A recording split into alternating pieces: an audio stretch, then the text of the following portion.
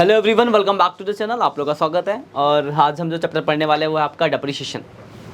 Exam के point of view से बहुत इंपॉर्टेंट चैप्टर है। 8 नंबर का आएगा और काफ़ी बड़ा भी। हाँ, तो 8 नंबर बहुत बस होते हैं। 80 में से 8 10%। तो बेसिकली पहले समझते हैं डेप्रिसिएशन क्या होता है। आप जानते हो डेप्रिसिएशन क्या था? वैल्यू कम होना। हाँ, मतलब एसेट्स की वैल्यू कम होना। तो कौन से एसेट्स की वैल्यू कम होती है? क्या कहते हैं, करंट एसेट्स या non current assets? Non current, ठीक है ना। तो जो नॉन करंट जैसे मशीनरी, बिल्डिंग, फर्नीचर, इनके ऊपर लगता है डेप्रिसिएशन। तो हम इस चैप्टर में डेप्रिसिएशन ही पढ़ेंगे। तो डेप्रिसिएशन जो लगेगा एसेट्स के ऊपर लगेगा। तो आपको चैप्टर में बनाना होगा एसेट्स का अकाउंट। कैसे बनेगा अभी देख लेंगे। डेप्रिसिएशन लगाने के आपको दो मेथड पढ़ने हैं इस चैप्टर के अंदर। पहला है straight line method. Straight line method, इसका एक और नाम है ओरिजिनल कॉस्ट मेथड, एक और नाम है फिक्स इंस्टॉलमेंट मेथड। ठीक है, तीनों में से कोई भी नाम बोलेगा एक ही बात है। पहला नाम है आपका स्ट्रेट लाइन मेथड, दूसरा नाम है ओरिजिनल कॉस्ट मेथड, तीसरा नाम है फिक्स इंस्टॉलमेंट मेथड। और एक और दूसरा मेथड है जिसका नाम है रिटर्न डाउन वैल्यू मेथड या फिर reducing balance method. Reducing balance method और एक और नाम है return down reducing diminishing balance method. Diminishing balance method मतलब बेसिकली मेथड तो दो ही है पर नाम बहुत सारे हैं। तो पहले वाला है स्ट्रेट लाइन, दूसरा रिटर्न डाउन। तो बात आती है दोनों में डिफरेंस क्या है। तो उससे पहले समझो डेप्रिसिएशन होता क्या है और लगता कैसे है। तो डेप्रिसिएशन जो लगता है वो किसी भी एसेट्स के ऊपर लगता है। डेप्रिसिएशन लगाने का जो प्रोसेस हो गया, जैसे आपने एक मशीन खरीदी यार, 1 साल चलाया, साल के एंड पे डेप्रिसिएशन लगा, फिर दूसरे साल चलेगा, फिर दूसरे साल के एंड पे फिर डेप्रिसिएशन लगेगा, फिर तीसरे साल चलेगा, तीसरे साल के एंड पे फिर डेप्रिसिएशन लगेगा।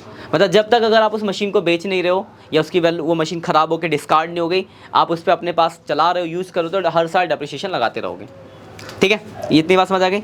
अब दोनों मेथड में क्या डिफरेंस है पढ़ेंगे हम एक एक करके। पहले मेथड में डिफरेंस जानते हैं। मान लो 1 लाख रुपए की मशीन है, ठीक है, 1 लाख रुपए की मशीन है, 10% डेप्रिसिएशन लगता है, मतलब साल का 10% पर एनम का रेट है। तो अगर मैं पहले मेथड की बात करूं एसएलएम और रिटर्न डाउन, एसएलएम का मतलब क्या है? स्ट्रेट लाइन मेथड, मतलब हर साल जो डैप लगेगा ओरिजिनल कॉस्ट पे। जैसे 1 लाख की मशीन है, 10% कितना होता है? 10,000। फिर कितना बच गया? 90। फिर अगले साल भी 10,000, फिर कितना बच गया? 80। ऐसे ही चलता रहेगा। मतलब हर साल जो डेप्रिसिएशन कैलकुलेट होगा वो इसकी ओरिजिनल कॉस्ट यानी 1 लाख पे ही आपको कैलकुलेट करना होगा। तो हर साल का डेप्रिसिएशन सेम होगा। यह है स्ट्रेट लाइन मेथड में। लेकिन रिटर्न डाउन में ऐसा नहीं है। रिटर्न डाउन में 1 लाख की मशीन है, 10% 10,000 का डेप्रिसिएशन लग गया, तो वैल्यू कितनी बची? 90। तो अगली बार जो रिटर्न डाउन वैल्यू मेथड नाम है, तो अगली बार जो डेप्रिसिएशन लगेगा इस 90 पे लगेगा। तो 90 का 10% कितना होता है? 9,000। फिर 81,000 बच गया, तो अगली बार जो लगेगा इस 81,000 का 8100, और ऐसे ही चलता रहेगा। यानी क्या होता है? स्ट्रेट लाइन मेथड में डेप्रिसिएशन हर साल सेम होता है क्योंकि हमेशा ओरिजिनल कॉस्ट पे कैलकुलेट किया जाएगा। पर रिटर्न डाउन वैल्यू मेथड में हर साल डेप्रिसिएशन घटता चला जाता है क्योंकि रिटर्न डाउन वैल्यू पे निकालते हैं। इस वाले मेथड में वैल्यू 0 हो सकती है एसेट्स की, पर इस मेथड में वैल्यू 0 नहीं हो सकती। इसका जो ग्राफ बनता है हर साल का मेथड डेप्रिसिएशन सेम, तो ऐसा ग्राफ होगा हर साल कांस्टेंट। पर इसमें ऐसा नहीं होता, इसमें क्या होता है? घटता जा रहा है, तो ऐसा होगा इसका ग्राफ। ठीक है ना, इतनी बात क्लियर है। मेथड में डिफरेंस समझ गए। स्ट्रेट लाइन क्या है, रिटर्न डाउन क्या है। अब एक एक करके सीखेंगे हम। पहले सबसे पहले सीखेंगे स्ट्रेट लाइन मेथड। लेकिन मेथड सीखने से पहले आपको जानना पड़ेगा एसेट्स का अकाउंट कैसे बनता है, क्योंकि डेप्रिसिएशन तो एसेट्स के ऊपर ही लगाना है। तो हम बात करेंगे अभी पहले मेथड का, जिसका नाम है स्ट्रेट लाइन मेथड। बुक पे तो अभी हम आएंगे ही नहीं क्योंकि पहले बेसिक्स थोड़ा जानना पड़ेगा स्ट्रेट लाइन मेथड। तो 2 क्लासों में आपको एग्जाम्पल ही कराऊंगा, उसके बाद हम बुक पे आएंगे। स्ट्रेट लाइन मेथड में 2 तरह के क्वेश्चन आएंगे। एक जहाँ पे लिखा होगा रेट ऑफ डेप्रिसिएशन गिवन, मतलब आपको बता रखा होगा कि 10% डेप्रिसिएशन लगाना है या 20% लगाना है, 25% लगाना है, रेट गिवन होगा। दूसरे क्वेश्चन आएंगे जहाँ पे रेट गिवन नहीं होगा, rate of depreciation not given. अब यहाँ तो परेशानी आ गई, रेट नहीं दिया। अब रेट दिया होता 10% में डेप्रिसिएशन लगा देता, रेट ही नहीं दिया, तब तो पंगा है कि कैसे निकालेंगे डेप्रिसिएशन। तो उसको निकालने का एक फॉर्मूला हम सीखेंगे। तो जब रेट नहीं दिया होगा तो ये फॉर्मूला अप्लाई करोगे आप, डेप्रिसिएशन इक्वल टू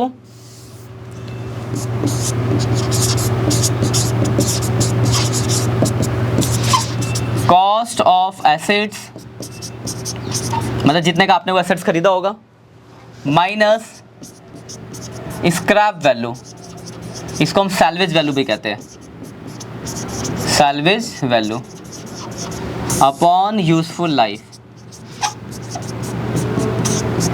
अब समस्या होता है क्या, कॉस्ट ऑफ एसेट्स मतलब उस सामान को खरीदने में कितनी कॉस्ट लगी है, स्क्रैप वैल्यू मतलब जब वो खराब हो जाएगा, कबाड़ हो जाएगा तो कितने में बिकेगा, और यूजफुल लाइफ वो कितने दिन चलेगा। जैसे एग्जाम्पल 4, मैंने मान लो एक साइकिल खरीदी और मैंने 20,000 रुपये की साइकिल खरीदी, तो कॉस्ट हो गया 20,000। मुझे लगता है कि मैं वो साइकिल 5 साल तक चलाऊंगा, तो लाइफ कितनी हो गई 5 साल, और 5 साल बाद जब उसको कबाड़ी में बेचूंगा तो मुझे 2,000 रुपये मिलेंगे, तो वो क्या उसकी स्क्रैप वैल्यू। तो अगर किसी क्वेश्चन में ये रेट गिवन नहीं होगा, रेट दिया तो बहुत अच्छी बात है, लेकिन अगर रेट नहीं दिया होगा तो आपको ये तीनों चीज़ें इन्फॉर्मेशन में गिवन होगी, तो अभी ये फॉर्मूला लगाओगे और डेप्रिसिएशन निकाल दोगे। रेट होगा तो इन तीनों चीज़ों की इन्फॉर्मेशन की जरूरत नहीं है, लेकिन रेट नहीं होगा तो ये तीनों चीज़ें दी गई होंगी, तो आपको क्या करना होगा, बस फॉर्मूला लगाना है और डेप्रिसिएशन लगा देना है। इतनी बात क्लियर है। अब आते हैं कि डेप्रिसिएशन जब एसेट से लगेगा तो एसेट का अकाउंट मेंटेन कैसे करेंगे। तो उसके लिए एक छोटा सा एग्जांपल, एकदम बेसिक से समझेंगे। सबसे पहला छोटा एग्जांपल, मान लो लिखा है पहला एग्जांपल कि हमने 1 अप्रैल 2020 में एक मशीनरी खरीदी, मशीनरी परचेज किया 1 लाख रुपए का, ठीक है, और डेप्रिसिएशन जो लगाते वो लगाते 10% पर एनम। कौन से मेथड की बात करें, पहले एसएलएम स्ट्रेट लाइन मेथड से। अब बोला 3 साल का अकाउंट बना के दिखाओ। बहुत ही सिंपल सा क्वेश्चन है, एक मशीन है 3 साल चला रहे, 3 साल का अकाउंट बनाना है। आपको याद होगा हमने पढ़ा था अकाउंटिंग ये 2 तरीके की होता है, एक होता है जो जनवरी में स्टार्ट होता है और दिसंबर में ख़त्म होता है, एक पढ़ा था जो अप्रैल में स्टार्ट होता है और मार्च में खत्म। आपके क्वेश्चन में मेंशन होगा कि कौन सा अकाउंटिंग ईयर हम फॉलो करते हैं। आपके बुक में वैसे तो जहाँ सभी क्वेश्चन हुआ है अप्रैल से मार्च, लेकिन जनवरी से दिसंबर भी हो सकता है, तो वो चीज़ क्वेश्चन के अंदर क्या होगी, मेंशन होगी। फिलहाल अप्रैल से मार्च है हमारा, तो हमने मशीन, देखो कैसे बनेगा अकाउंट, यहाँ बनाएंगे हम मशीनरी अकाउंट। फॉर्मेट कैसा होगा, ये फॉर्मेट होगा, डेट,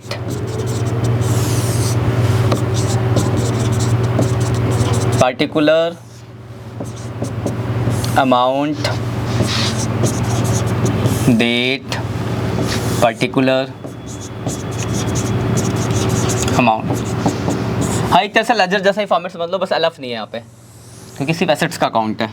ये हमने फॉर्मेट बना दिया। अब ध्यान से समझना, अब लिखना। हमने क्या करा, 1 अप्रैल 2020 में एक मशीन खरीदी। मशीन खरीदने की एंट्री आप पढ़ जानते हो, मशीन खरीदने की एंट्री होती है machinery account debit to cash या बैंक। तो बड़ी ट्रांजेक्शन बैंक मांगे, तो मशीनरी खरीदने की entry machinery account debit to bank. तो machinery account debit to bank, तो मशीनरी के डेबिट में आना चाहिए। खरीदी तो बढ़ेगी, वैसे टी शर्ट भी लगा सकते हो, मशीनरी खरीदो तो मशीनरी बढ़ेगी, तो बढ़ेगी तो डेबिट, तो डेबिट में लिखेंगे टू बैंक। कितने की खरीदी है मशीनरी हमने, 1 लाख की। कोई दिक्कत। अब साल का एंड होगा, तो पहले साल का एंड होगा, अप्रैल 2020 में स्टार्ट हुआ तो एंड कब होगा, 31 मार्च 2021। पहले साल का एंड हुआ, और एंड पे हमें क्या लगाना है, डेप्रिसिएशन। तो डेप्रिसिएशन का मतलब एसेट्स की वैल्यू कम होना, यानी इस तरफ लगेगा, तो आप इस तरफ लगा दोगे डेप्रिसिएशन, मतलब बाई डेप्रिसिएशन। तो 1 लाख की मशीन थी, 10% डेप्रिसिएशन का रेट है, तो डेप्रिसिएशन कितना हो गया, 10,000। कोई दिक्कत। अब देखो साल के एंड पे 1 लाख की आपकी मशीन थी, टोटल क्या 1 लाख की मशीन थी, 10,000 का डेप्रिसिएशन लग गया, तो बैलेंस कितना बच गया, 90,000। ये आपका साल खत्म हो गया। लेकिन कितने साल हुए, सिर्फ 1 साल, लेकिन आपको कितने साल का बनाना है, 3 साल का। तो ये जो इस साल का बैलेंस है वो अगले साल का क्या हो जाएगा, ओपनिंग। तो अगला साल कब स्टार्ट होगा, 1 अप्रैल 2021। कोई दिक्कत। और जो इसका क्लोजिंग अगले का लिख देंगे बिगिनिंग, टू बैलेंस BD, 90,000 आ गया। कोई दिक्कत। फिर दूसरे साल का एंड होगा, एंड कब होगा, 31 मार्च 2022, और एंड पे फिर क्या लगाएंगे हम, डेप्रिसिएशन। तो कितने की मशीन है, 1 लाख की, डेप्रिसिएशन का रेट है 10%, तो डेप्रिसिएशन कितना लगेगा, 10,000। फिर दूसरे साल की टोटलिंग करेंगे, तो 90 में से 10 लग गया तो कितना बच गया, 80 बच गया, बाई बैलेंस CD। कितने साल का हो गया अकाउंट, 2 साल का, 2 साल का काउंट हो गया ना। सर वहाँ पे आपने 10,000 लिखा था, यहाँ यहाँ पे भी 10 ही लगाया, यहाँ भी 10 ही लगाया, देखो यहाँ भी 10 था, यहाँ भी 10 ही तो है, सेम ही है क्योंकि स्ट्रेट लाइन मेथड है। फिर ये अगले, यहाँ तो कोई दिक्कत। फिर ये अगले साल का बैलेंस 2022 टू बैलेंस बीडी, कितने का बैलेंस बच गया? 80,000 का। फिर इस साल फिर डेप्रिसिएशन लगेगा 31 मार्च 2023 को, बाई डेप्रिसिएशन। डेप्रिसिएशन कितना लग जाएगा? 10,000 का। तो बैलेंस कितना बच जाएगा? तो 80 की टोटलिंग करोगे और 80 में से 10 घट गया तो बैलेंस कितना आ गया आपका? 70। ऐसे आपको रिविजन, ऐसे आप डायरेक्ट भी बता सकते हैं। 1 लाख की मशीन है, 10% साल का डेप्रिसिएशन है और 3 साल बाद क्या होगा वैल्यू? तो 1 साल का 10,000, तो 3 साल का 30,000 रुपये डेप्रिसिएशन, तो 70 होगा। लेकिन आपको दिखाना पड़ेगा ना, तो इस तरीके से बना। कोई दिक्कत इसमें? तो ये तो थी एक मशीनरी, पर क्या जरूरी है मैं एक ही मशीन खरीदूंगा 3 साल के अंदर? 2-3 भी खरीद सकता हूँ, अलग अलग डेट को खरीदूंगा। तो उसको आप कैसे एडजस्ट करोगे? तो अब वहाँ पे सपोज करो मैंने 2 मशीन खरीदी। अगले एग्जाम्पल पे आते हैं। अगला एग्जाम्पल है, एग्जाम्पल फॉर मान लो पहले 1 अप्रैल 2020 में मैंने एक मशीन खरीदी, मशीन नंबर फर्स्ट परचेज कर रहे हैं अभी हम, 1 लाख की खरीदी। फिर 1 अक्टूबर 2021 में एक और मशीन खरीद ली 2 लाख रुपए की, ठीक है। डेप्रिसिएशन का रेट कितना है? 10% per annum, straight line method, और कितने साल का अकाउंट बनाना है? 3 इयर्स का। कब से? अप्रैल 2020 से। तो यहाँ पे अब 2 मशीनें हैं। अब बड़ा डेट को ध्यान से देखना। अकाउंट बना लेता हूँ, पहले मैं बना लेता हूँ मशीनरी अकाउंट, है ना। फॉर्मेट तो आपको पता ही है, मशीन अकाउंट बनेगा, date, particular amount, date, particular amount. ये हमने फॉर्मेट बना लिया, date, particular amount, date, particular amount. अब जरा ध्यान से देखो। सबसे पहले आपने अप्रैल 2020 में एक मशीन खरीदी 1 लाख की, खरीदी तो यहाँ लिखोगे 1 April 2020 to bank account machine number first, कितने खरीदा? 1 लाख का। कोई दिक्कत? ठीक है। साल का एंड कब होगा? 31 मार्च 2021। देखो अगली मशीन हम कब खरीद रहे हैं? अक्टूबर 21 में। तो क्या इसके बीच में कुछ खरीदा हुआ होगा? अक्टूबर तो इसके बाद आएगा ना। मतलब पहली साल में हमने सिर्फ एक ही मशीन खरीदी है, दूसरी तो हम बाद में खरीद रहे हैं। डेट का बहुत इंपॉर्टेंट रोल है, डेट को आपको ध्यान से देखना है कि किस साल के बीच में वो फॉल करके उसी साल में आएगा। तो इस साल एक मशीन थी तो एंड हुआ, एंड पे क्या कर देंगे? डेप्रिसिएशन लगा देंगे। एक ही मशीन है मेरे पास, 1 लाख की मशीन है, 10% कितना हो जाएगा डेप्रिसिएशन? 10,000। ये पहले साल की टोटलिंग हो गई 1 लाख और 1 लाख में से घटा दिया तो बैलेंस सीडी 90,000। ये पहले साल में कोई दिक्कत? ठीक है। ये अगले साल का बैलेंस हो गया 1 अप्रैल 2021, 90,000 आ गया। अब दूसरे साल का जो एंड होगा वो कब होगा? 31 मार्च 2022। 21 लिख रहा हूँ मैं, 31 मार्च 2022 में एंड होगा ना। अप्रैल 2021 में स्टार्ट हो तो मार्च 22 में एंड होगा। लेकिन इसी से पहले आपने एक और मशीन खरीद ली अक्टूबर 2021 में, तो इसी साल के बीच में खरीदी है तो खरीदेंगे तो इधर लिखेंगे, तो यहाँ डेट डाल देंगे अक्टूबर 2021 टू बैंक। हमने एक और मशीन खरीदी कितने की? 2 लाख की। ठीक है यहाँ तक। आज जब मैं इस साल के एंड पे डेप्रिसिएशन लगाऊँ तो मेरे पास कितनी मशीन है? तो दोनों पे लगाना चाहिए। एक तो आपके पास डेप्रिसिएशन जब लगेगा, एक तो पहली मशीन है मशीन फर्स्ट जो कि 1 लाख रुपए की है, तो इस पर अगर मैं डेप्रिसिएशन लगाऊंगा तो 1 लाख की वैल्यू पे लगाऊंगा तो 1 लाख का 10% 10,000 हो गया। कोई दिक्कत? लेकिन अगर मैं मशीन 2 की बात करूं, जो अभी हमने नई ताज़ी खरीदी है, ये मशीन नंबर सेकेंड, ये तो मैंने अक्टूबर में खरीदी, तो इस साल तो वो अक्टूबर से लेकर मार्च तक सिर्फ देखो, अक्टूबर, नवंबर, दिसंबर, जनवरी, फरवरी, मार्च, सिर्फ 6 महीने चला। तो क्या मुझे पूरे साल का डेप्रिसिएशन लगाना चाहिए? 6 महीने का लगेगा।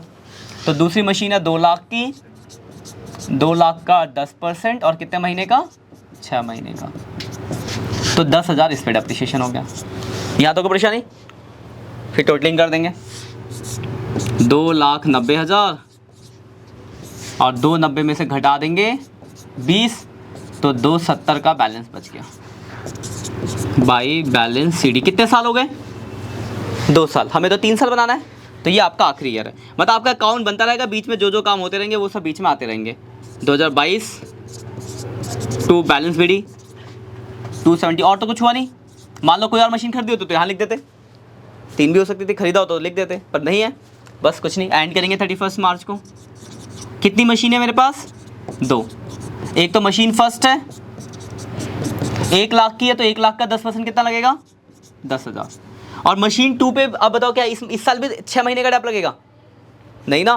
पिछले साल अक्टूबर में क्या था, 6 महीने का, इस साल तो पूरे साल चली है, तो सीधे 2 लाख का 10% कितना लगेगा मशीन सेकंड पे डैप, 20,000 रुपये। कोई डाउट है यहाँ तक, बताओ। बस अब क्या करना है, आपको टोटलिंग करनी है। 3 साल का अकाउंट बनाना था, 3 साल का आपका अकाउंट बन गया। 270 घटा देंगे तो 240, तो ये आपका बाई बैलेंस CD। तो ये 3 साल का 1 2 3 साल का अकाउंट बन गया। तो अभी हम सिर्फ देख रहे हैं परचेज करना, फिर हम इसके बाद अगली क्लास में सीखेंगे सेल करना। अगले लेक्चर में सेल कैसे होगा, फिर हम आएंगे बुक के क्वेश्चनों पर।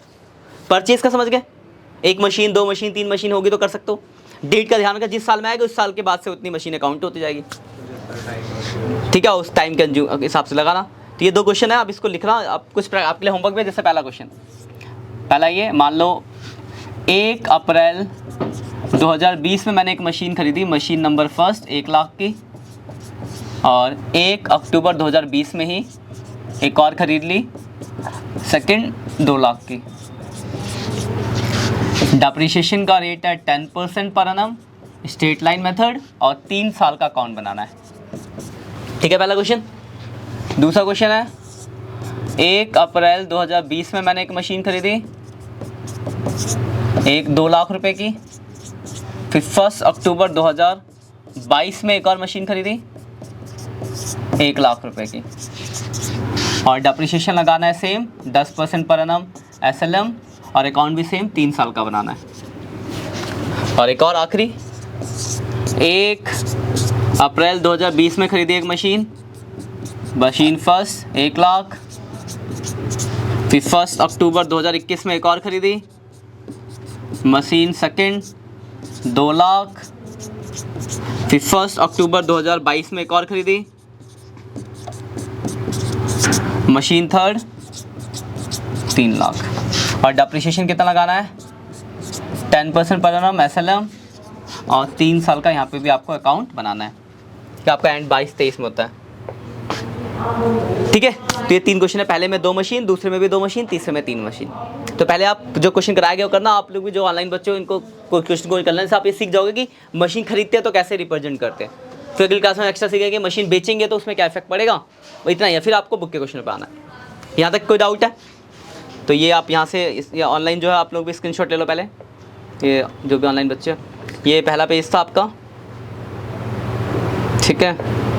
ये पहला पेज आपका, 2 मेथड हम पढ़ना है, जो इंट्रोडक्शन, पहला पेज, दूसरा पेज, तीसरा पेज, चौथा, 5वां, 6ठा, ये जो आपका होमवर्क है ये आपको करने हैं अभी, ठीक है। बस मिलते हैं बाकी नेक्स्ट लेक्चर में, तब तक के लिए बाय बाय। क्वेश्चंस कर लेना, बाकी अगली क्लास में इसके आगे बढ़ेंगे।